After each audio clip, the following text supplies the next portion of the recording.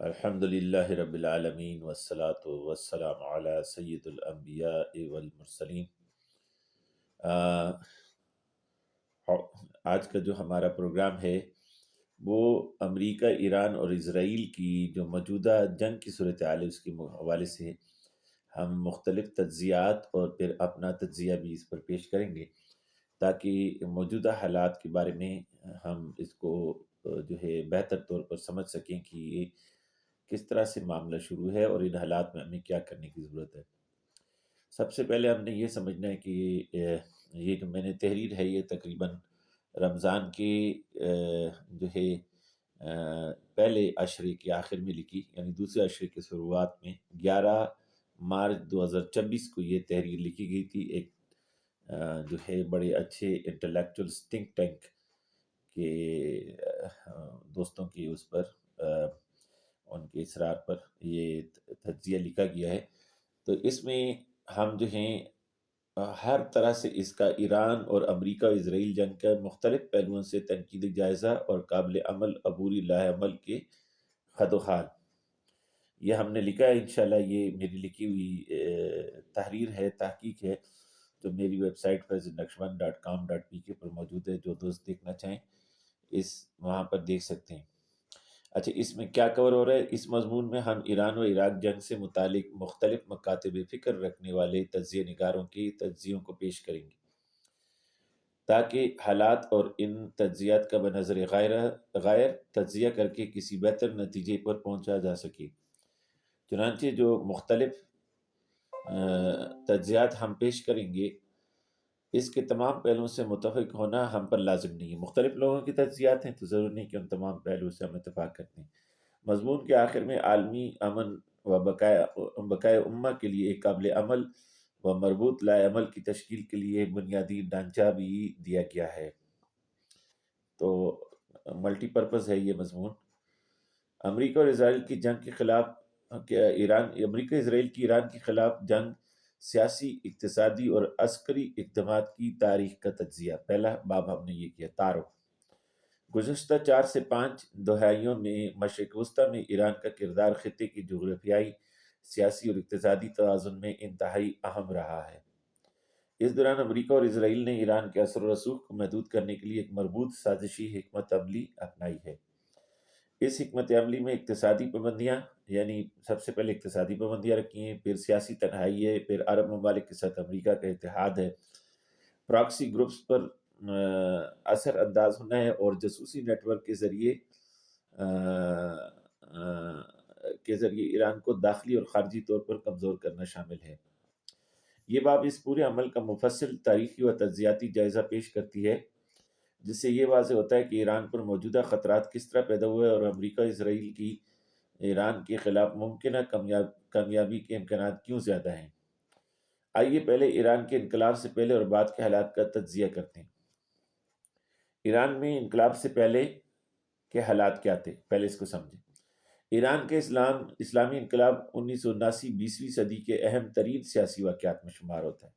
ایران کا جو انقلاب ہے 1979 میں ہوا، یہ 20ویں صدی کے اہم ترین واقعات میں شمار ہوتا ہے۔ اس انقلاب نے نہ صرف ایران کی داخلی سیاست کو یکسر تبدیل کر دیا، بلکہ پورے مشرق وسطیٰ کی سیاسی سمت پر بھی گہرے اثرات مرتب کیے۔ تاہم اس انقلاب کو سمجھنے کے لیے ضروری ہے کہ ہم اس کے پہلے کے ایران کو سمجھیں، اس سے پہلے کے ایران کو سمجھنا ضروری ہے۔ ایران میں انقلاب اچانک رونما نہیں ہوا، بلکہ یہ کئی دہائیوں کی سیاسی، معاشی اور سماجی عوامل کا نتیجہ تھا۔ تجزیہ نگاروں کے مطابق ایران میں پہلوی حکومت کی بنیاد ہی بیرونی طاقتوں کی مداخلت پر قائم تھی۔ پہلے قاجار حکومت تھی، پھر قاجار حکومت کو گرا کر پہلوی حکومت آئی۔ وہ کیسے آئی اس کے بارے میں بتائیں گے۔ یہ بیرونی مداخلت سے یا خصوصی طور پر برطانیہ کی مداخلت سے جو ہے یہ حکومت آئی۔ ان کے نزدیک ایران میں جدیدیت کے نام پر جو تبدیلیاں لائی گئیں وہ دراصل مغربی طاقتوں کے مفادات کی تکمیل کا ذریعہ تھا۔ اس حکومت یعنی پہلوی حکومت کے دوران جو ہے، جس کو ہم آگے ڈیفائن کریں گے پہلوی حکومت کیا ہے، اس کے دوران جو ہے وہ مغربی جدیدیت اور مغربی طرز زندگی پر فوکس کیا گیا۔ ایران میں پہلی حکومت کے قیام میں بیرونی طاقتوں کا کردار۔ امریکہ نے محمد رضا شاہ کو اقتدار میں برقرار رکھنے میں کلیدی کردار ادا کیا۔ محمد رضا شاہ پہلوی یہ پہلوی خاندان کے بادشاہ ہیں۔ ایران کی معاشرتی ترقی کے باوجود معاشرتی و سیاسی بحران پیدا ہو رہا تھا۔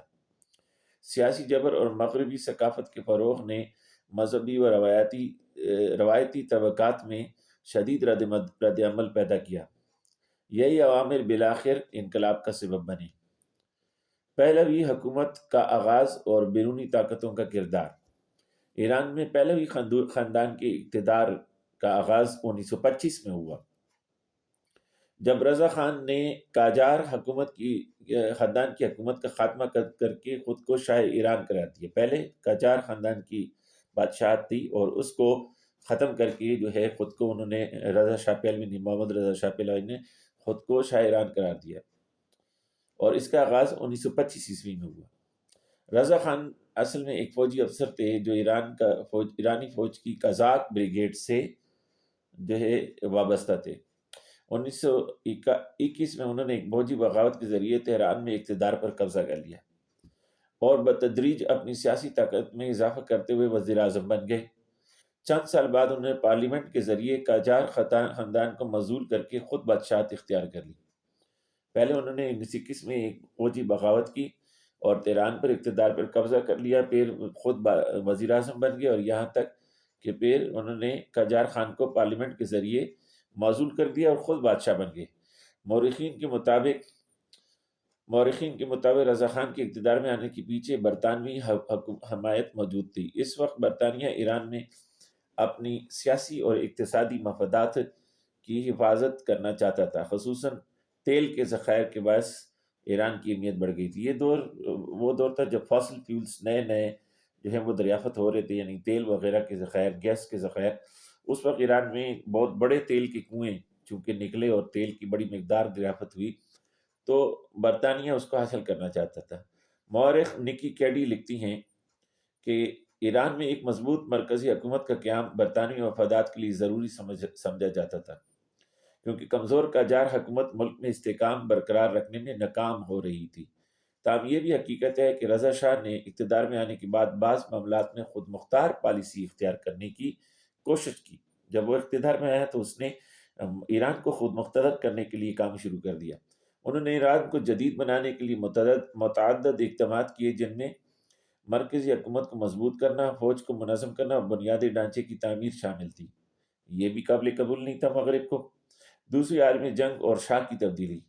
چنانچہ 1941 میں دوسری عالمی جنگ کے دوران ایران ایک اہم جغرافیائی حیثیت اختیار کر گیا۔ اس وقت جرمنی کی بڑھتی ہوئی طاقت سے برطانیہ اور سوویت یونین کو خدشہ تھا کہ ایران جرمنی کے قریب ہو سکتا ہے۔ یہ وہ وقت تھا جب بہت سے ممالک ہیں وہ برطانیہ کو چھوڑ کر جرمنی کے قریب ہو رہے تھے، جس میں ہمارے جو قبائلی مجاہدین تھے جو اس وقت جو ہے انگریز سے لڑ رہے تھے، ان کو بھی جرمنی سے کافی امداد پہنچی، اور بھی بہت سے علاقے میں لوگ جو ہیں وہ جرمنی کے قریب ہو رہے تھے جرمنی کی بڑھتی قوت دیکھ کر۔ اس سے برطانیہ اور سوویت یونین کو خدشہ تھا۔ اسی خدشے کے تحت برطانیہ اور سوویت یونین نے ایران پر فوجی حملہ کر دیا۔ 1941 میں انہوں نے ایران پر حملہ کر دیا۔ اس کے نتیجے میں رضا شاہ کو اقتدار چھوڑنا پڑا اور انہیں جلا وطنی اختیار کرنی پڑی۔ ان کی جگہ ان کے بیٹے محمد رضا شاہ پہلوی کو ایران کا بادشاہ بنا دیا گیا۔ یہ واقعہ اس نقطہ نظر کے حامل تجزیہ کاروں کے لیے اہم دلیل ہے، کیونکہ ان کے مطابق ایران کی بادشاہت کو برقرار رکھنے میں بیرونی طاقتوں نے براہ راست کردار ادا کیا ہے۔ محمد مصدق اور تیل کی قومی تحویل۔ 1950 کی دہائی ایران کی تاریخ کا اہم دور تھا۔ اس وقت ایران کے وزیر اعظم ڈاکٹر محمد مصدق نے ایک تاریخی فیصلہ کیا۔ انہوں نے ایران کی تیل کی صنعت کو قومی تحویل میں لینے کا اعلان کر دیا۔ اس وقت ایران کے تیل پر برطانوی company Anglo Iranian oil company کا کنٹرول تھا۔ محمد مصدق کے اس فیصلے نے ایران اور مغربی طاقتوں کو سخت تشویش میں مبتلا کر دیا۔ برطانوی حکومت نے ایران کے خلاف اقتصادی پابندیاں عائد کر دیں اور عالمی سطح پر محمد مصدق حکومت کو کمزور کرنے کی سازشیں شروع کر دیں۔ 1953 کی بغاوت اور امریکہ کا کردار۔ 1953 میں ایران میں ایک ایسا واقعہ پیش آیا جسے ایران کی جدید تاریخ میں ایک اہم موڑ سمجھا جاتا ہے۔ اس سال امریکہ کی خفیہ ایجنسی CIA اور برطانیہ کی خفیہ ایجنسی MI6 نے مشترکہ طور پر ایک خفیہ آپریشن کیا جسے آپریشن اجاکس کے کہا جاتا ہے۔ اس آپریشن کے نتیجے میں وزیر اعظم ڈاکٹر محمد مصدق کی حکومت کا تختہ الٹ دیا گیا اور شاہ ایران کو دوبارہ مکمل اختیارات کے ساتھ اقتدار میں واپس لایا گیا۔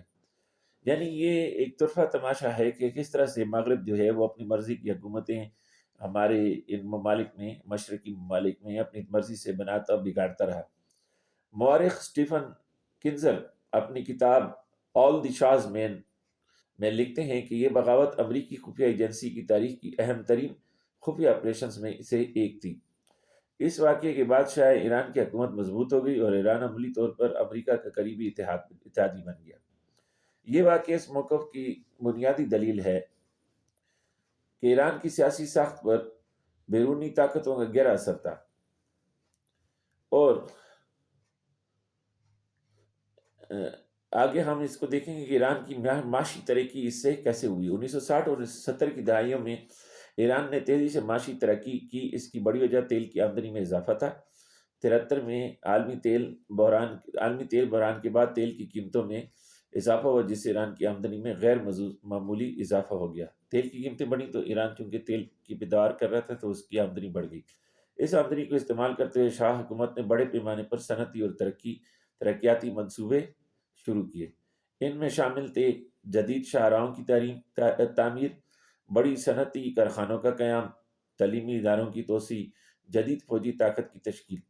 ایران اس دور میں مشرق وسطیٰ کی تیزی سے ترقی کرنے والی معیشتوں میں شمار ہونے لگا۔ وائٹ ریولوشن 1963 میں شاہ ایران نے اصلاحات کا ایک پروگرام شروع کیا جسے وائٹ ریولوشن کہا جاتا ہے۔ اس پروگرام کے تحت کئی اصلاحات متعارف کروائی گئیں، مثلا زرعی اصلاحات، خواتین کو ووٹ کا حق، تعلیم کی توسیع، صنعتی ترقی، دیہی علاقوں کی ترقی۔ بعض ماہرین کے مطابق یہ اصلاحات ایران کو جدید بنانے کی کوشش تھی، لیکن ناقدین کے مطابق ان اصلاحات نے ایران کے روایتی سماجی ڈھانچے کو ہلا کر رکھ دیا، یعنی اس کے اندر مغربیت جو ہے وہ سرایت کر گئی۔ ایران کے اندر ایسے اقدامات تھے جن کے ساتھ جو ہے وہ لبرلزم کا پرچار ہوا۔ معاشرتی تبدیلیاں اور رد عمل۔ شاہ کے دور میں ایران میں مغربی طرز زندگی کو فروغ دیا گیا۔ تہران جیسے شہروں میں مغربی ثقافت، لباس اور طرز زندگی عام ہونے لگا۔ اس تبدیلی نے ایرانی معاشرے میں ایک ثقافتی کشمکش پیدا کر دی۔ مذہبی طبقے اور روایتی توجہ طبقہ اس تبدیلی کو اسلامی اقدار کے خلاف سمجھنے لگا۔ اسی وجہ سے شاہ حکومت اور مذہبی قیادت کے درمیان کشیدگی بڑھنے لگی۔ نیکسٹ سٹیپ ہے جی، ہم سمجھیں اس کو کہ سواک اور سیاسی جبر کیا تھا۔ شاہ حکومت پر سب سے زیادہ تنقید اس کے سیاسی جبر کی وجہ سے ہوتی ہے۔ 57 میں ایک خفیہ ادارہ شاہ نے قائم کیا جس کو سواک کہتے ہیں۔ یہ ادارہ سیاسی مخالفین کی نگرانی کرتا، گرفتاری اور تفتیش کے لیے بھی استعمال کیا جاتا تھا۔ یعنی اس کا کام تھا سیاسی مخالفین کی نگرانی، گرفتاری اور تفتیش۔ متعدد انسانی حقوق کی تنظیموں نے سواک پر تشدد اور سخت اقدامات کے الزامات عائد کیے ہیں۔ سیاسی جماعتوں پر پابندی لگائی گئی اور آزادی اظہار کو بھی محدود کر دیا گیا۔ ایک طرف تو جو ہے شاہ جو ہیں وہ ریفارمز لا رہے تھے، لیکن دوسری طرف جو ہے انہوں نے آزادی اظہار اور دوسرے جو ان کے مخالفین تھے ان پر کریک ڈاؤن شروع کر دیا۔ اب یہ ہر ڈکٹیٹر کا انداز ہوتا ہے۔ ایک طرف ڈکٹیٹر کہتا ہے میں اصلاحات لاتا ہوں، اپنی مرضی کی اصلاحات لاتا ہے، دوسری طرف معاشرے میں جو قابل قبول نہیں ہوتی تو ان اصلاحات کو وہ زبردستی منوانے کے لیے آزادی اظہار رائے اور کو بھی ختم کرتے ہیں اور اپنے مخالفین پر بھی کریک ڈاؤن کرتے ہیں۔ یہی حال اس دور میں جو ہے ہمارے ہاں کے ڈکٹیٹرز کا تھا، اور یہی حال اس دور میں آتا ترک کہ ترکیہ کے اندر بھی یہی ڈکٹیٹرشپ کا نظام تھا۔ یعنی تقریباً عالم اسلام کی اتحادی قابل ذکر قوتوں میں ڈکٹیٹرشپ عام تھی۔ سیاسی جماعتوں پر پابندی لگائی۔ یہ حالات عوامی ناراضی میں اضافے کا سبب بنے۔ اس دور میں ہوا امام خمینی کا ظہور۔ ان کو کہا جاتا ہے امام روح اللہ خمینی، ایران کے ایک مذہبی رہنما تھے۔ انہوں نے 1960 کی دہائی میں شاہ حکومت کی اصلاحات پر سخت تنقید کی۔ ان کے مطابق شاہ کی پالیسیاں ایران کو مغربی اثر و رسوخ کے تحت لے جا رہی تھیں اور اسلامی اقدار کو نقصان پہنچانی تھی۔ 63 میں ان کی تقاریر کے بعد ایران میں بڑے مظاہرے ہونے شروع ہو گئے۔ اس کے بعد حکومت نے انہیں گرفتار کر لیا اور بعد میں جلا وطنی اختیار کرنے پر مجبور کیا، اور اس طرح انقلاب کی راہ کو ہموار کیا گیا۔ 70 کی دہائی کے آخر میں ایران میں کئی بحران ایک ساتھ جمع ہو چکے تھے۔ ان میں شامل تھے سیاسی جبر، معاشی عدم استحکام، ثقافتی کشمکش، مذہبی قیادت کی مخالفت۔ 78 میں بڑے پیمانے پر احتجاج شروع ہو گئے۔ اس کے نتیجے میں 1978 میں بڑے پیمانے پر احتجاج، مظاہر ہوئے، تعلیمی اور عوامی اجتماعات بڑھتے چلے گئے۔ آخر کار 79 میں شاہ ایران ملک چھوڑ کر چلے گئے اور امام خمینی جلا وطنی سے واپس آ گئے۔ اس کے ساتھ ایران میں اسلامی انقلاب کا کامیاب آغاز ہوا، یعنی یہ انقلاب کامیاب ہو گیا اور اس کی نئی انقلابی حکومت، انقلابی رجیم جو موجودہ جیسے ہے وہ جو ہے ایران کے اندر آ گئی۔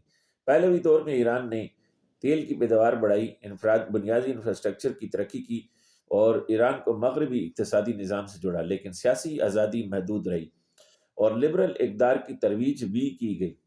یہ سب سے بڑا الزام تھا ان کے اوپر، جس کی وجہ سے معاشرے کے اندر ایک ان کے خلاف اٹھان اٹھی۔ اس دور میں ایران نے اسرائیل کو تسلیم کر کے خطے میں ایک مغرب نواز ریاست کا کردار ادا کیا۔ یہ بھی ایک نیگیٹو پوائنٹ تھا رضا شاہ پہلوی کا، یا پہلوی خاندان کی ڈکٹیٹرشپ کا، کہ انہوں نے صہیونیت کی مدد کی، جس نے بعد میں صہیونی و امریکی اقدامات کے لیے ایران کی حکمرانی کو ایک وسیع پالیسی کا حصہ بنایا۔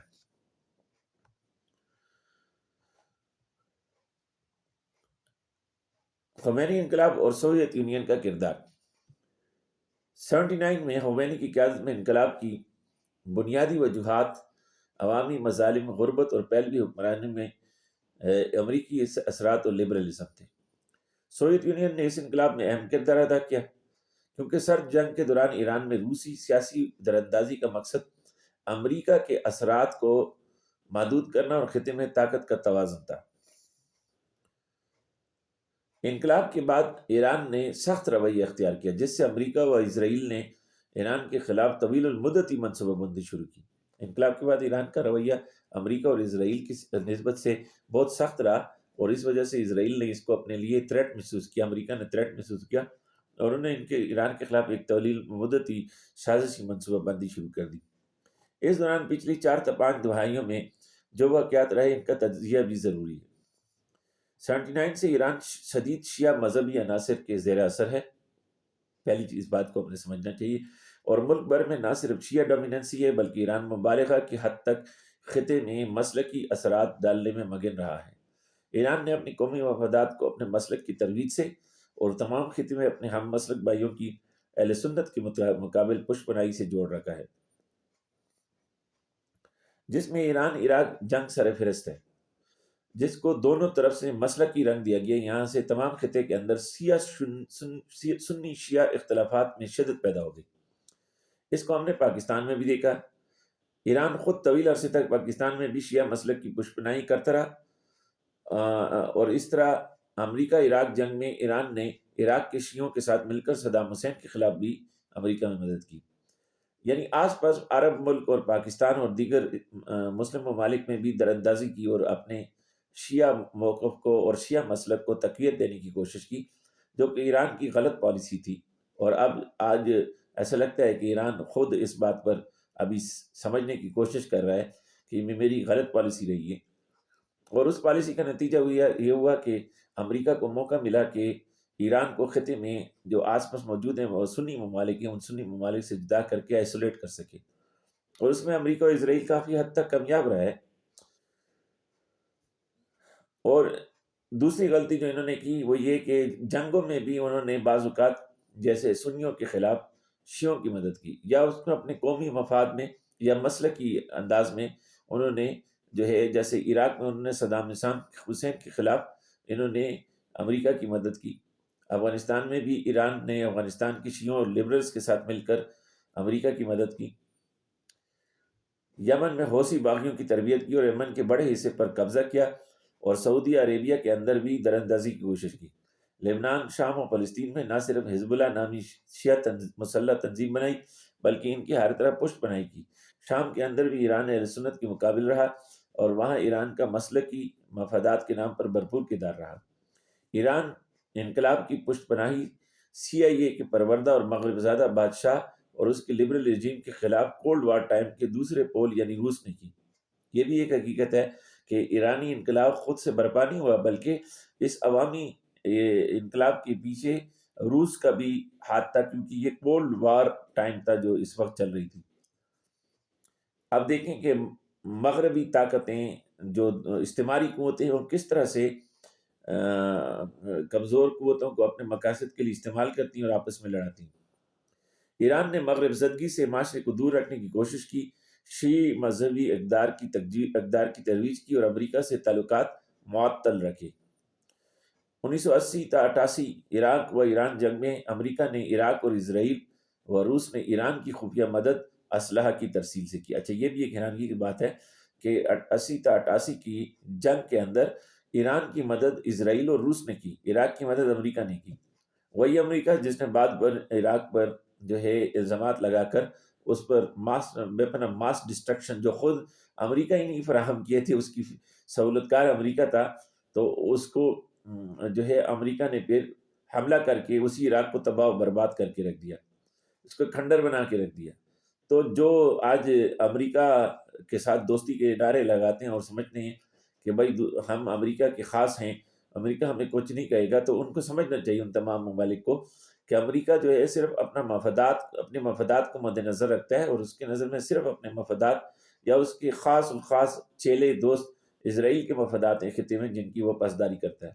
باقی ممالک کی بشمول پاکستان، عرب ممالک، ایران وغیرہ اس کی نظر میں ان میں سے کسی کی کوئی اہمیت نہیں ہے۔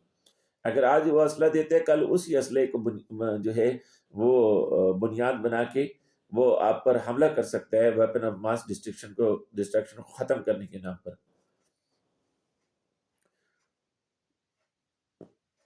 ایران نے جو ہے یہ جو ایران نے روس اور اسرائیل سے مدد حاصل کی، اس کا کونٹرا اسکینڈلز کے نام سے ایران کی جو ہے تاریخ میں اس کا ذکر موجود ہے کہ کونٹرا اسکینڈل کیا ہے، اس کو دیکھیے گا تو کونٹرا اسکینڈل ایک ایسا اسکینڈل ہے جس میں ہمیں بتاتے ہیں کہ کس طرح سے عراق کے خلاف ایران کی مدد اسرائیل نے کی ہے۔ اچھا، اس دوران یہ ایران کی یہ بھی ایک بڑی غلطی تھی کہ اس نے اسرائیل سے اس معاملے میں مدد لی۔ اس طرح اسرائیل کو ایران کے اندر دخل اندازی کرنے اور اپنا جاسوسی نیٹ ورک پلانے کا، تخریبی نیٹ ورک پلانے کا موقع مل گیا۔ آج جو ہم کہتے ہیں کہ ایران کے اندر موساد کا بڑا طاقتور نیٹ ورک ہے، یہ اسی وقت کی کارستانی ہے۔ ایران نے فلسطین، لبنان، شام، یمن اور صومالیہ میں حزب اللہ، حوثی اور حماس کی صورت میں اسرائیل، امریکہ اور امریکہ کے مددگار سعودیہ کے خلاف زبردست پراکسی وار ترتیب دی۔ اسرائیل، امریکہ اور امریکہ کے خطے میں مضبوط اتحادی سعودیہ کے خلاف کئی سال تک ایران کی یہ پراکسی وار کامیاب رہی، لیکن پچھلے چند سالوں میں اسرائیل نے تقریباً اسی پراکسی وار کو ختم کر کے رکھ دیا ہے۔ لبنان و اس فلسطین میں حزب اللہ و حماس کی قوت ختم کر دیے، شام میں اہل سنت کی پشپناہی کی اور بشار الاسد و حزب اللہ کو اکاڑ پھینکا۔ اب یہ دیکھیے کس طرح ہمیں دشمن لڑاتا ہے کہ شام میں اہل سنت کی پشپناہی بشار الاسد کے خلاف، جو شیعہ رجیم تھی، علوی یعنی نصیری تھے، ان کے خلاف جو ہے وہ سنیوں کو کس نے استعمال کیا اور کس نے پشپناہی کی؟ اسرائیل نے، اور حزب اللہ کو بھی وہاں سے اکاڑ پھینکا، یمن کے حوثیوں کو کمزور کر دیا اور صومالیہ میں بھی ایران کی دراندازی ختم کر کے رکھ دی۔ اس طرح اسرائیل نے ابنائے ہرمز کی طرح خلیج عرب پر بھی ایرانی قبضے کی خواہش کا چیپٹر تقریباً بند کر دیا۔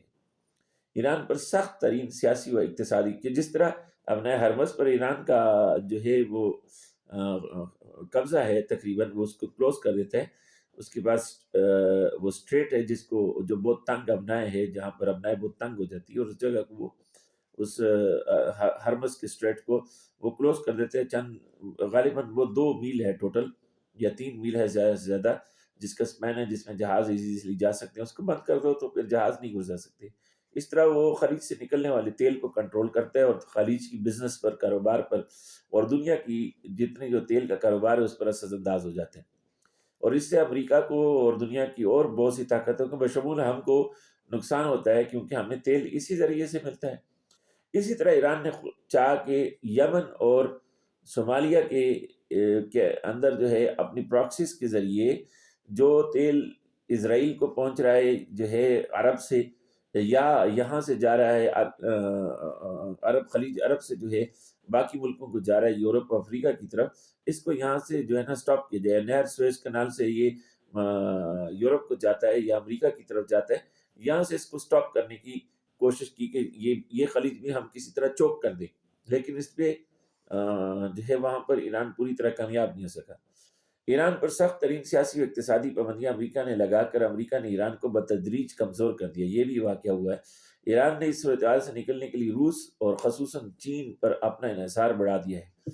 روس اور چین نے خطے میں اپنے مفادات کو مد نظر رکھتے ہوئے ایران کی محدود سیاسی، سفارتی، اقتصادی و عسکری مدد کی ہے، جس کا مقصد امریکہ کے خطے میں دراندازی کے مقابل بند باندھ کر امریکہ کے مقاصد و اہداف کے اصول کو مشکل بنانا اور طول دینا ہے، جس میں چین و روس کو کچھ حد تک کامیابی ہوئی ہے. ایران کی اقتصادی اور سیاسی تنہائی. اقتصادی پابندیاں. ایران پر عائد کی جانے والی تیل، بینکنگ اور تجارتی پابندیاں اس کی معیشت کو تقریباً مفلوج کر چکی ہیں. کرنسی کی قدر میں کمی، بیرونی سرمایہ کاری کا رک جانا اور عوام میں معاشی بے چینی کا پیدا ہونا ایران کی داخلی کمزوریوں میں شامل ہے. ایک تو اس کی تیل، بینکنگ، تجارتی پابندیاں اس پر لگائی ہیں اور اس کی معیشت کو تقریباً جو ہے امریکہ نے مفلوج کر کے رکھ دیا ہے، اور کرنسی بھی بہت ڈی ویلیو ہو گئی ہے، بیرونی سرمایہ کاری رک گئی ہے اور عوام میں اس سے معاشی بے چینی پیدا ہوئی ہے کیونکہ مہنگائی زیادہ ہوئی ہے، کمر توڑ مہنگائی ہے ایران کے اندر، اور یہ ایران کی اندر داخلی کمزوری کا شخصانہ ہے.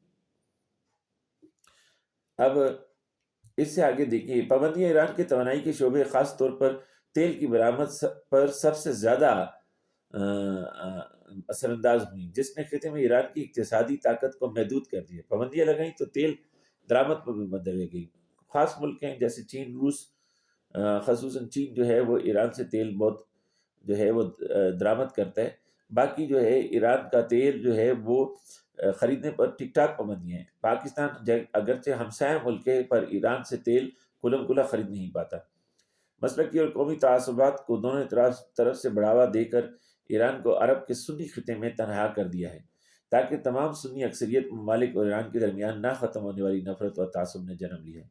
ایران کی شیعوں کا مسلکی مرکز و بڑا بننے کی خواہش کو اسرائیلی موساد نے سنی عرب میں کے خلاف بھرپور تعصب پیدا کرنے کے لیے استعمال کیا، جس سے ایران خطے میں تنہا رہ گیا ہے. یہ ایران کی غلط خواہش تھی کہ اس نے اپنے خاص مسلک کا بڑا بننے کی کوشش کی ایریا میں. دوسری طرف امریکہ نے تیل کے اوپیک وغیرہ معاہدوں کے عربوں سے کر کے عربوں کو اپنے شکنجے میں کر لیا ہے، جس سے چاہتے ہوئے بھی اب عرب نکل نہیں پا رہے. ابراہیمی معاہدہ 2020 کے بعد عرب ممالک ایران کے مخالف بلاک میں شامل ہو گئے ہیں اور موجودہ انٹرنیشنل پیس بورڈ بنا کے امریکہ نے عربوں کی رہی سے ہی خود مختاری کی خواہش کی ہوا کو نکال کر رکھ دیا ہے. سعودی عرب، متحدہ عرب امارات، بحرین، مصر اور دیگر ریاستیں ایران کے خلاف امریکہ و اسرائیل کے اتحاد میں شامل ہو گئی ہیں، جس سے ایران کی علاقائی سفارتی طاقت محدود ہوئی ہے. امریکہ و اسرائیل کے اس عسکری اقدامات اور جاسوسی نیٹ ورک. سی آئی اے اور موساد نے ایران میں ایک مضبوط جاسوسی نیٹ ورک قائم کیا جو ایران کی داخلی سیاست، اقتصادی نظام اور پراکسی گروپ پر اثر انداز ہو رہا ہے. حزب اللہ، حماس یمن کے حوثی باغی اور صومالیہ میں ایران کے پراکسیز دباؤ کا شکار ہیں، جس سے ایران کی داخلی طاقت محدود ہوئی ہے. اس وقت ایران کے تقریباً ہر قابل ذکر محکمہ میں موساد مکمل طور پر داخل ہو چکی ہے اور سی آئی اے اور ایف بی آئی کا بھی ساتھ مددگار ہے، جبکہ ایران کے اندر موساد کو رسوخ دینے میں را کا کردار ہے اور انڈیا نے بری طرح ایران کو دھوکہ دیا ہے اور ایران کی پیٹھ میں خنجر بونک دیا ہے.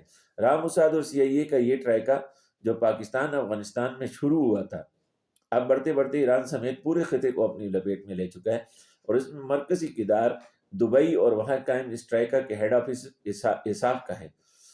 عسکری دباؤ. اسرائیل نے ایران کے ایٹمی پروگرام، ڈرون بیسز اور فوجی تنصیبات کو بارہا نشانہ بنایا. ایران کی عسکری تیاری محدود ہو گئی اور اس کا خطے میں اثر و رسوخ کم ہوا.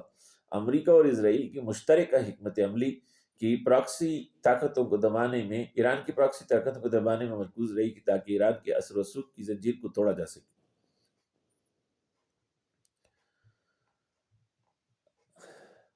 دوسری طرف عرب ممالک کو صہیونی پٹھو بنانے کی کوشش کی جا رہی ہے اور تقریباً بنا دیا گیا. ابراہیمی معاہدے کے بعد عرب ممالک نے ایران کے خلاف اسرائیل و امریکہ کے بلاک میں شمولیت اختیار کر لی ہے اوپیک اور بین الاقوامی توانائی مارکیٹوں کے ذریعے عرب ممالک نے ایران کی اقتصادی طاقت کم کی اور ایران کو خطے میں تنہا کر دیا ہے۔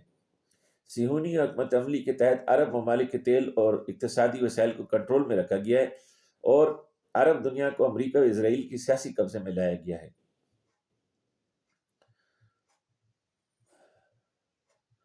خطے میں کے ممالک میں تباہی اور انارکی کو پلانے کی کوشش کی جا رہی ہے اور پلا دی گئی ہے۔ سب سے پہلے عراق، امریکی حملے اور صہیونی اثر سے سیاسی اور معاشی تباہی، شام، خانہ جنگی اور روسی اور امریکی اثر کے درمیان پراکسی جنگ، لیبیا، داخلی انتشار اور امریکہ صہیونی حمایت یافتہ دھڑے، یمن، حوثی باغیوں پر دباؤ، ایران کی پراکسی کی طاقت کو کمزور کرنا، صومالی اور مصر، سیاسی انتشار، اقتصادی کمزوری اور داخلی سازشیں۔ ان تمام ممالک میں انتشار کے نتیجے میں ایران کی اثر و رسوخ کی زنجیر مزید محدود ہوئی ہے۔ صہیونی اسرائیل اپنی حکمت عملی کے تحت امریکہ کی بدمست ہاتھی کی مثل قوت کو استعمال کر کے خطے کی بہت سی قابل ذکر قوتوں کو ملیا مٹ کر چکا ہے، اور ابھی چند اور رہتی ہیں جن کی باری آنی ہے، لیکن اس وقت صہیونیت کا خطے میں موجودہ ہدف ایران کی تباہی ہے، جس کی طرف وہ گربا پیر قدم بقدم بڑھ رہے ہیں۔ ابھی دیکھیے، عراق کو ختم کر دیا، شام کو ختم کر دیا، مصر کو ختم کر دیا، لیبیا کو ختم کر دیا، لبنان کو اور اردن کو ختم کر دیا، ترکی کو جو ہے وہ نیوٹرلائز کر دیا گیا ہے، عرب ممالک کو ٹکڑے ٹکڑے کر دیا گیا ہے، خلافت عثمانیہ کو ختم کیا گیا ہے۔ اس سارے خطے میں سوڈان تک، مصر تک کے تمام علاقوں کو کمزور کیا گیا، صومالیہ کو کمزور کیا گیا، یمن میں جو ہے وہ یہودیوں نے اپنے قبضے کے لیے کوششیں کی، اپنی پراکسیاں وہاں پر لڑ رہی ہیں، ایرانی پراکسی کو وہاں پر کمزور کیا گیا ہے۔ اس طرح اس خطے میں اگر آپ دیکھیں تو اس وقت جو بڑی طاقتیں ہیں جو رہ گئی ہیں وہ یا ایران ہے، یا سعودیہ ہے، یا ترکی ہے، یا پاکستان ہے۔ تو ان چار طاقتوں کے علاوہ، جس میں پاکستان جو ہے وہ تھوڑے سے فار سائڈ پر ہے، جو قریب ہے اس میں ترکی ہے سب سے پہلے اولین، قریب ترین، اس سے اسرائیل فوری طور پر کوئی جنگ مول لینے کی کوشش نہیں کرے گا، پھر سعودیہ ہے، اور اس کے بعد جو ہے جو طاقت ہے وہ ہے ایران، جو اس وقت ڈائریکٹ کنفلکٹ میں آ گئی ہے۔ اور ابھی ان تمام عراق اور صومالیہ اور لبنان اور اردن اور مصر اور لیبیا وغیرہ کو ختم کرنے کے بعد اور شام کو ختم کرنے کے بعد اب اسرائیل کا اگلا ٹارگٹ جو ہے وہ ایران ہے، اور وہ اس وقت تک پیچھے نہیں ہٹے گا جب تک وہ ایران کو اپنے پیروں پر، گھٹنوں پر گرا نہ دے، اور اس کے لیے وہ اب یہ جنگ لڑے گا، پھر اگر اس میں کامیابی نہیں ہو سکی تو پھر لڑے گا، پھر نہیں ہو سکی تو پھر لڑے گا، اور بار بار اس جنگ کو، اس آگ کو، شوروں کو اس خطے میں جو ہے وہ بار بار بڑھاوا دیتا رہے گا، یہاں تک کہ وہ ایران کو اپنے گھٹنوں پہ لا سکے اور اس کی موجودہ قوت کو اور شوکت کو ختم کر کے اس رجیم کو بدل سکے۔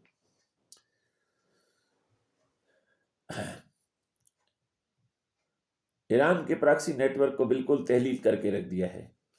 حزب اللہ، حماس، یمن اور صومالیہ میں ایران کی پراکسیز کو دباؤ میں رکھا گیا، جس سے ایران کے خطے میں اثر و رسوخ تقریباً تحلیل ہو گئی۔ ایران نے ابنائے ہرمز اور خلیج عرب میں اثر ڈالنے کے لیے پراکسیز استعمال کیا، لیکن اسرائیل نے ان کو فی الحال تقریباً مکمل طور پر تحلیل کر دیا ہے۔ نسلی، مذہبی اور مسلکی اختلافات کو ہوا دینا۔ صہیونی حکمت عملی کے تحت ایران اور عرب ممالک کے درمیان نسلی اختلافات اور عقیدے کے اختلافات اور تعصبات کو ہوا دی جا رہی ہے۔ عرب دنیا کی بزدلی، ایران کے اندرونی مسائل اور عرب دنیا سے مسلکی و قومی اختلافات اور صہیونی پروپیگنڈا نے ایران کو خطے میں بالکل تنہا کر دیا۔ اس حکمت عملی کے نتیجے میں ایران کے پاس خطے میں مؤثر اتحادی کم رہ گئے اور داخلی اختلافات مزید شدت اختیار کر گئے۔ موجودہ جنگ کے امکانات اور ایران پر قبضے کے خطرات۔ ایران پر جلد قبضے یا عسکری کامیابی کے امکانات زیادہ ہیں۔ ایران کی سیاسی، اقتصادی کیوں، اس کی وجہ کیا ہے؟ ایران کی سیاسی، اقتصادی اور عسکری طاقت محدود ہو گئی ہے۔ خطے کے عرب ممالک امریکہ اور اسرائیل کے بلاک میں شامل ہیں۔ داخلی سازشیں اور جاسوسی نیٹ ورک ایران کی داخلی رکاوٹوں کو کمزور کر چکے ہیں۔ مستقبل قریب میں کسی بڑی زمینی جنگ کے نتیجے میں ایران کے لیے تباہ کن نتائج سامنے آ سکتے ہیں، اور صہیونی حکمت عملی کے مطابق سیاسی تبدیلی بھی لائی جا سکتی ہے۔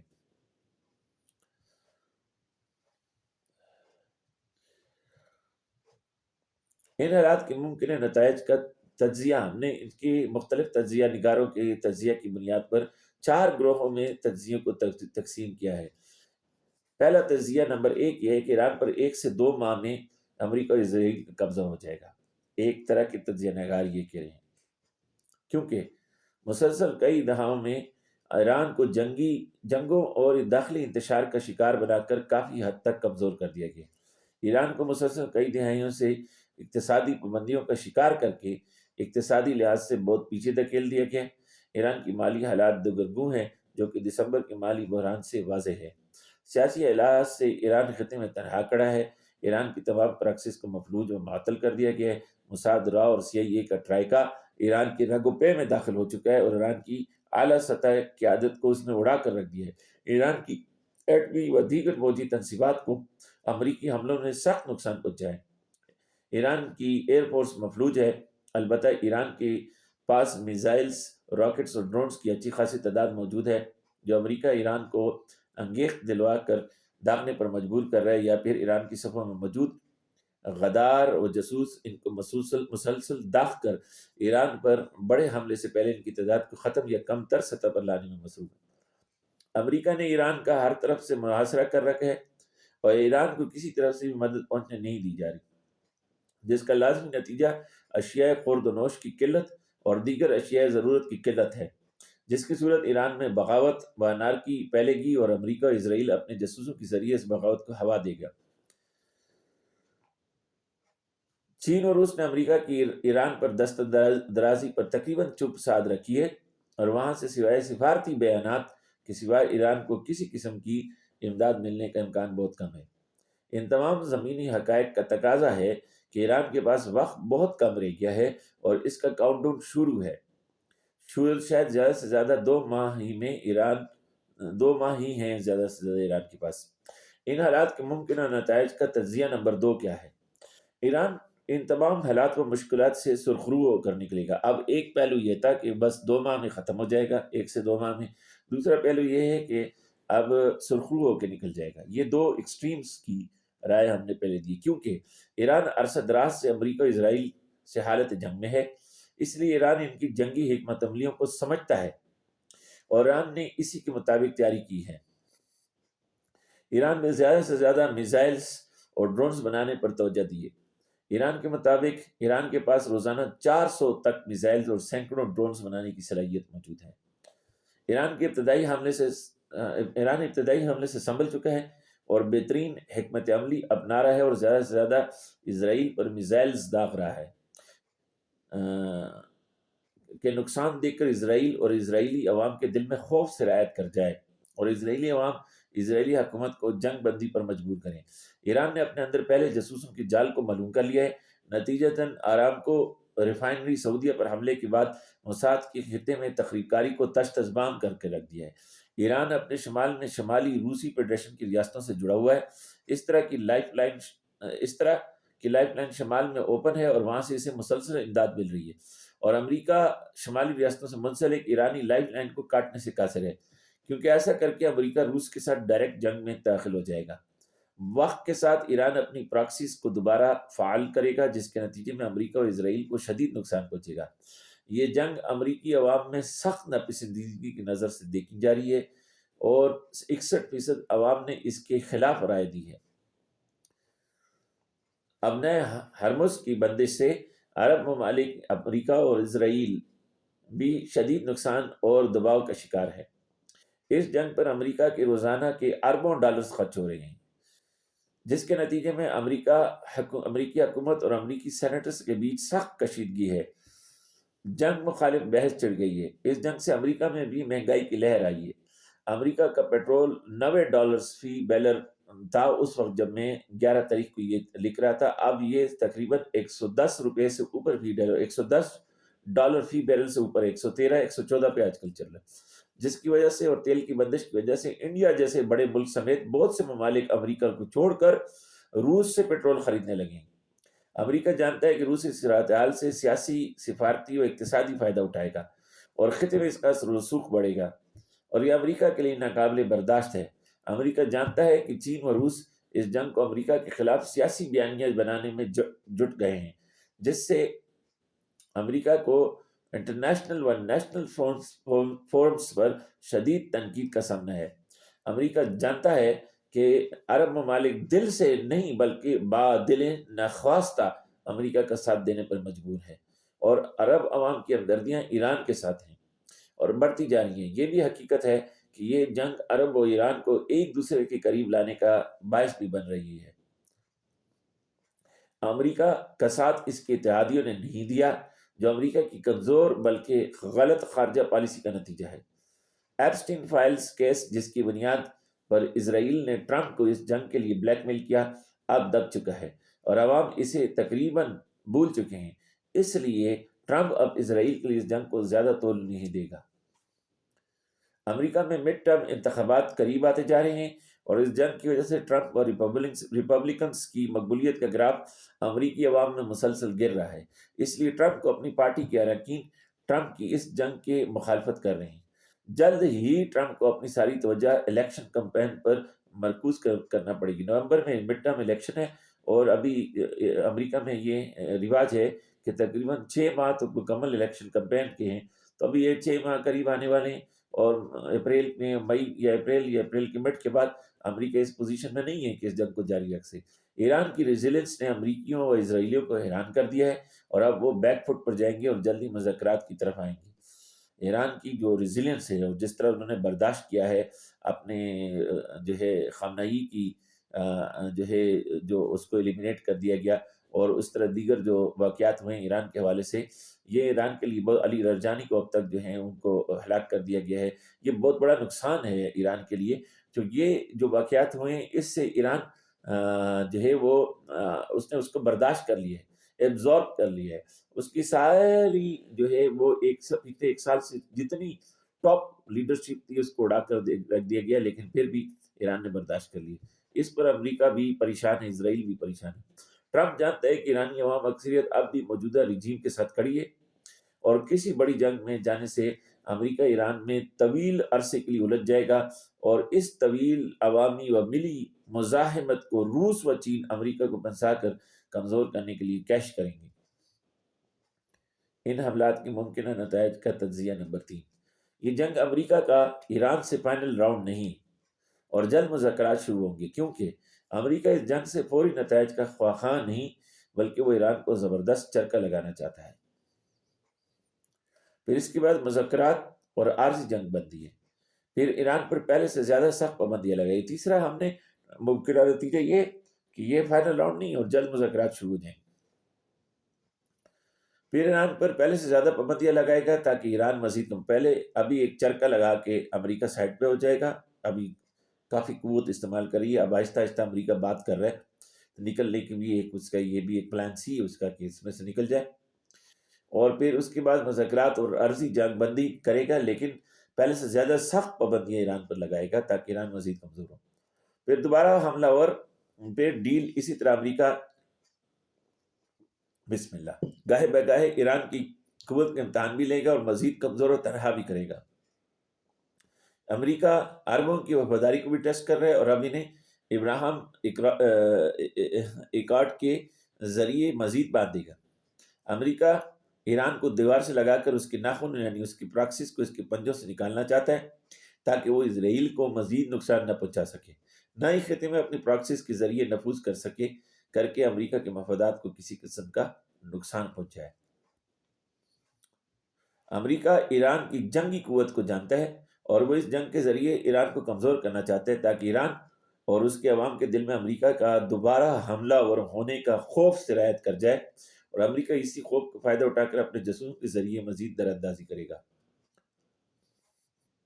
امریکہ طویل عرصے تک ایران سے جنگ و مذاکرات کا سلسلہ جاری رکھ کر ایک نہیں بلکہ درجہ بدرجہ ایران کو کمزور کرے گا، اور یہ سلسلہ نیا نہیں۔ پچھلے کچھ عرصے میں امریکہ اور اسرائیل دونوں ایران پر حملہ کرتے ہیں، اور پھر سیز فائر، دراندازی، اور پھر مذاکرات، اور ہر بار کی جنگ میں مزید دباؤ بڑھایا جا رہا ہے۔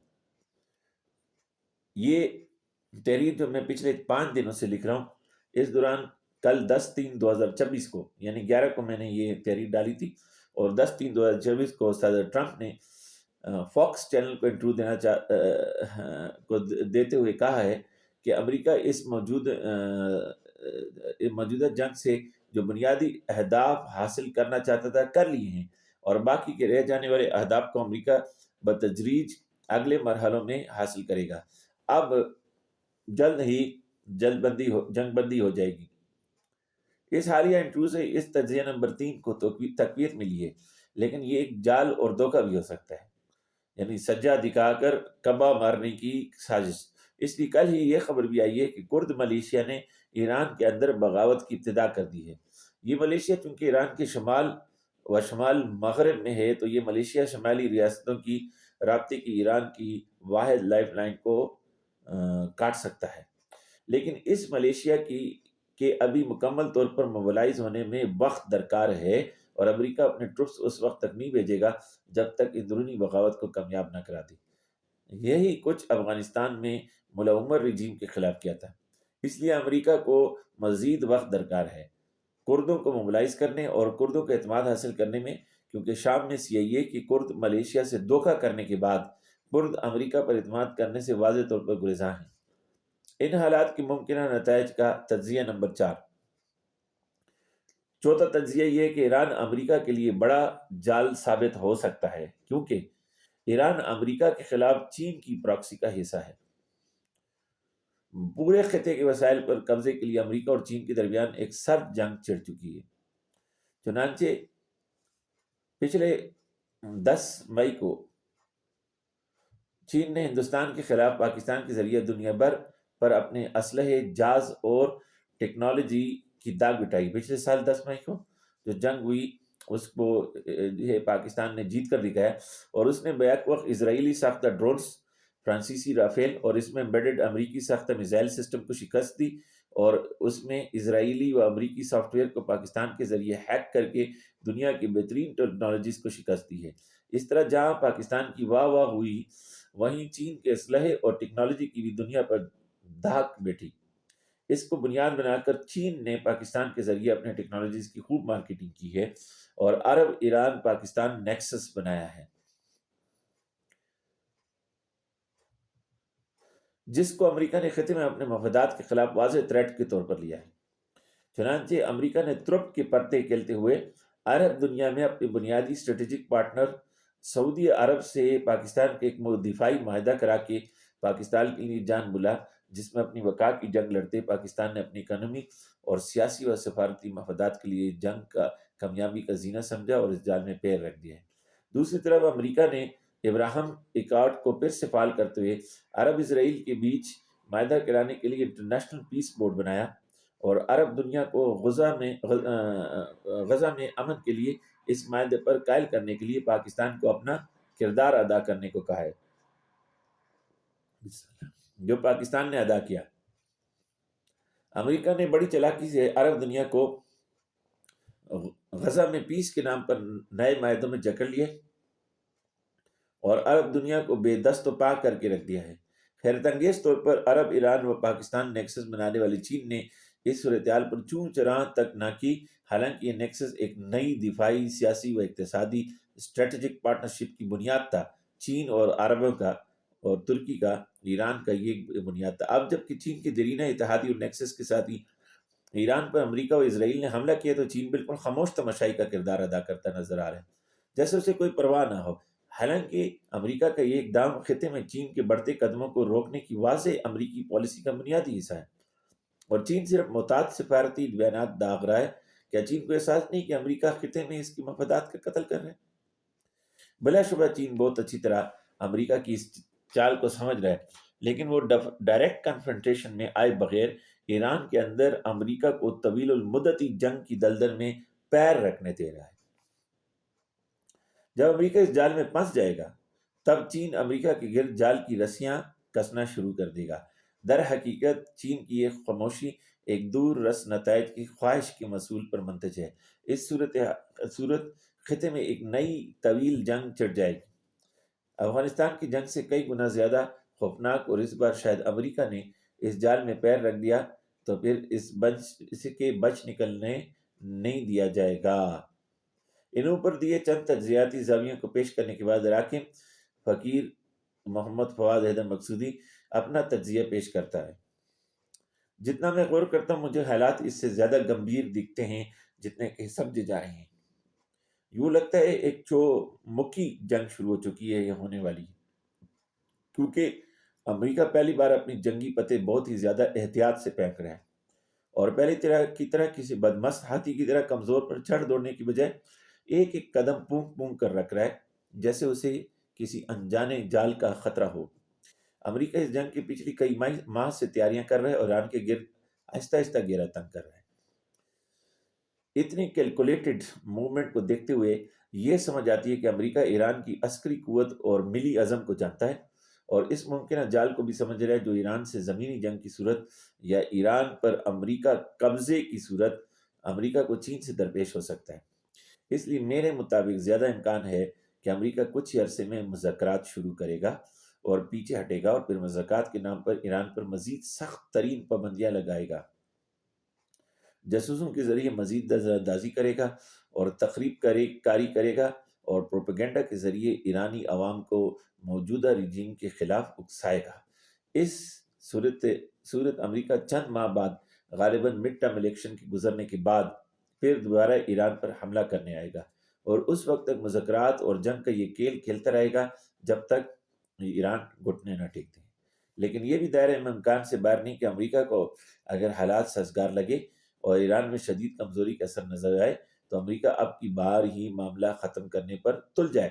اس صورت امریکہ زمینی جنگ کی بجائے ایران کے طویل محاصرے پر توجہ دے گا، تاکہ ایران میں اشیاء ضرورت کی قلت واقع ہو اور نظام گر جائے، تاکہ ایرانی عوام کو بغاوت پر اکسایا جا سکے۔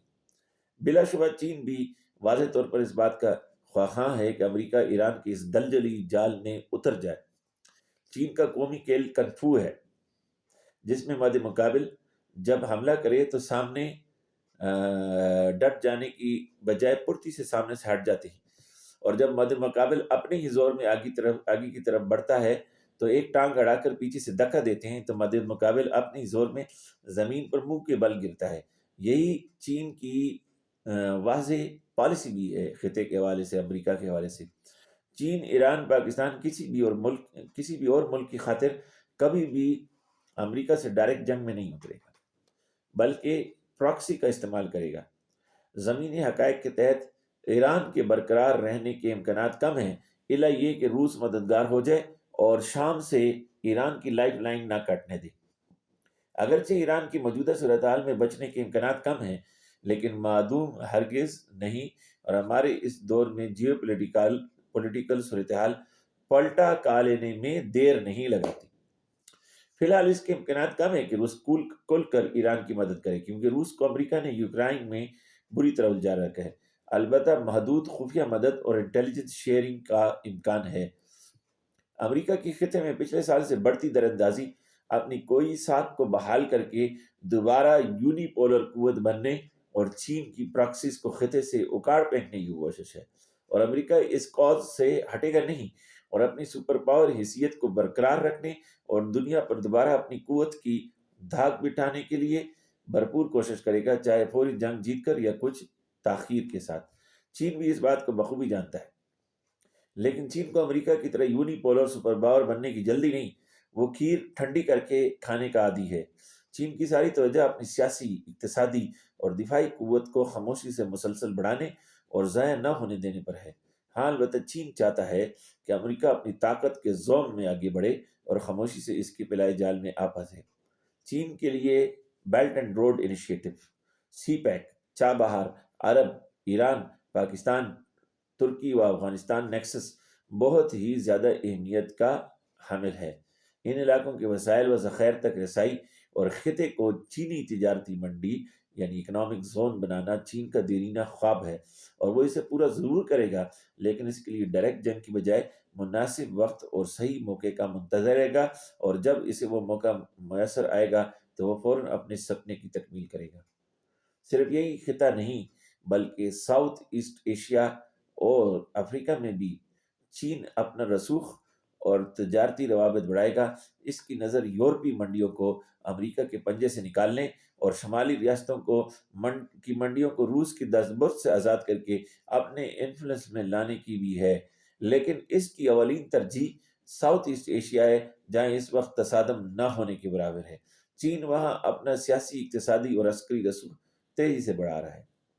یوں لگتا ہے کہ آج سے 22 سال پہلے جو فقیر نے دی کووننٹ آف سیٹن یعنی شیطان کی مجلس شورا کے نام سے 2004 میں صہیونیت پر اپنی پہلی کتاب لکھی تھی، اور اس میں تجزیہ کی بنیاد پر پیشن گوئی تھی کہ چین تیزی سے قوت بڑھا رہا ہے اور 2000 تک چین ایک بڑی اقتصادی قوت ہوگا۔ اس کے بعد چین اپنی دفاعی و سیاسی قوت کو بھی بڑھائے گا اور پھر اپنی دفاعی، سیاسی، اقتصادی و عسکری قوت کو عالمی صہیونیت سے الجھے بغیر کم از کم 2040 تک بڑھاتا رہے گا۔ لیکن پھر چین اور صہیونیت کے مابین ایک براہ راست ٹکراؤ ہوگا، یعنی اس کہانی کا اینڈ یہی نظر آ رہا ہے۔ اس تجزیے کے مطابق صہیونی اسرائیل اور امریکہ اپنے راہ کی ہر رکاوٹ کو دور کر رہے ہیں، اور اس کا لازمی و حتمی نتیجہ چین سے ڈائریکٹ ٹکراؤ ہے۔ چین اس وقت کے لیے اپنی قوت کو بچائے رکھے ہے۔ چین اور صہیونیت کی ٹکراؤ کی وجہ دونوں کے مفادات کا ایک جیسا ہونا ہے، یعنی مشرق وسطی، وسطی ایشیا اور خطہ کے دیگر قابل ذکر ملکوں کے وسائل و ذخائر پر قبضہ کرنا۔ روس کے بعد خطے کے اکثر ممالک کے وسائل پر صہیونی امریکہ کا بلا شرکت غیر قبضہ رہا ہے، لیکن اب میدان میں امریکہ کا مقابل چین کی صورت ابھر رہا ہے، اور خطے کا سپر پاور ہونے کی ناطے وہ خطے کے وسائل پر اپنا حق مانتا ہے، اور اس میں امریکہ کی شرکت سے چکتی ہے، لیکن وہ مناسب وقت کے انتظار میں ہے۔ اس تمام صورتحال میں کس کو کیا کرنا چاہیے؟ ایران کو چاہیے کہ وہ چین اور روس کے ذریعے امریکہ کو مذاکرات کی ٹیبل پر لائے، اور ایران کو اس طرح مزید وقت حاصل کرنا چاہیے۔ ایران کو چاہیے کہ شمال کی طرف اپنی لائف لائن برقرار رکھے۔ ایران کو فی الحال مذاکرات کے ذریعے جنگ بندی کر کے عرب ممالک کے ساتھ اپنے تعلقات کو بہتر بنانا چاہیے۔ ایران کو اپنے ملک کے اعلیٰ اداروں اور پارلیمان میں اہل سنت اور خصوصاً کرد سنیوں کی نمائندگی کے تناسب کو بڑھانا چاہیے۔ ایران سنی کردوں کو راضی کرنا چاہیے اور ان کے ملک کی مین سٹریم میں لانا چاہیے۔ صاف ظاہر ہے کہ امریکہ سنی کردوں کو سپورٹ کر کے ایرانی رجیم کے خلاف بغاوت کرے گا۔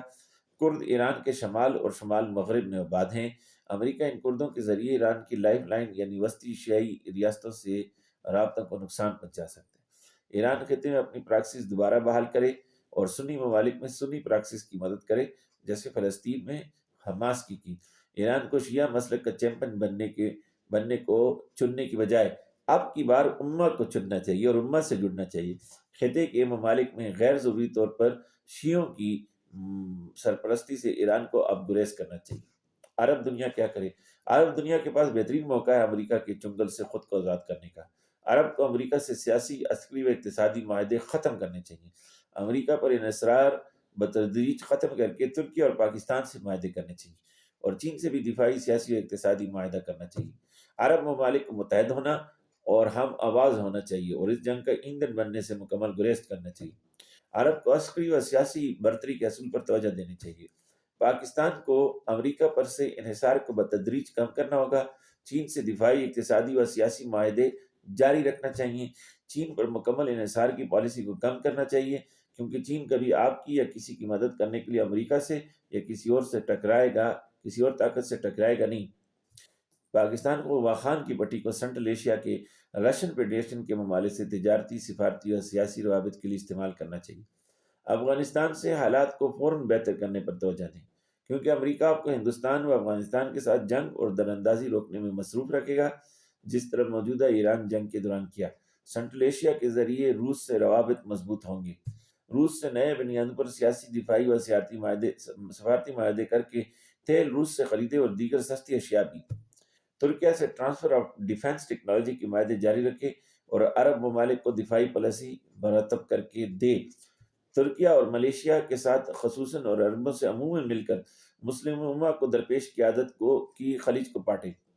عرب ممالک کو راضی کرے کہ وہ موجودہ اسرائیل ایران جنگ سے دور رہیں، اور سیز فائر ہونے پر ایران کے ساتھ قریبی تعلقات استوار کرنے میں پاکستان معاونت کا کردار ادا کرے۔ پاکستان کو دفاعی پالیسی کی طرح اقتصادی، سیاسی و خارجہ سفارتی پالیسی پر بھی آزاد اور خود انحصار ہونے پر توجہ مرکوز کرنی چاہیے۔ افغانستان ہماری لائف لائن ہے ہندوستان کے مقابل۔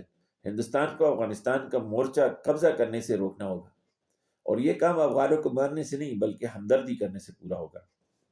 پاکستان کو ترکیہ و ملیشیا کے ساتھ مل کر OIC کانفرنس بلانی چاہیے۔